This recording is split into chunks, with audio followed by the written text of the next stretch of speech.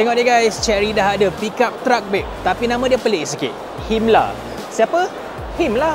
So kita dah biasa tengok pickup truck dia tulis besar-besar Ford ataupun Toyota. Sekarang Chery. Dekat depan ni dia nampak unik juga. Ada LED DRL signature dekat atas, main headlights dekat tengah, fog lights dekat bawah. Dekat belakang dia nampak macam standard pickup truck lah. Tapi yang pentingnya dekat tepi tu dia ada side step sama macam Ford Ranger. Dan dia punya rear brakes pun pakai disc bukan drums. Dekat dalam ni, it's a combination of modern dengan rugged. Skrin tengah ni bapak besar. Dekat bawah ni pakai electric shifter dengan electronic parking brake. Tapi dia punya button dia semua besar-besar. Orang pakai work gloves pun still boleh tekan juga. Lepas tu nak buka pintu dari dalam, kena tarik benda ni pula. Hopefully tak patah. And dekat belakang ni pula, ruang dia boleh tahan sempit dan kerusi dia tegak. Tapi at least ada rear aircon vents lah.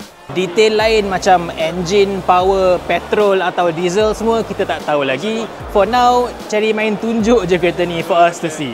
So ini dia guys, Chery Himla. Kalau masuk Malaysia, korang rasa boleh tak lawan Hilux dengan Ranger? Tulis kat bawah. Ciao.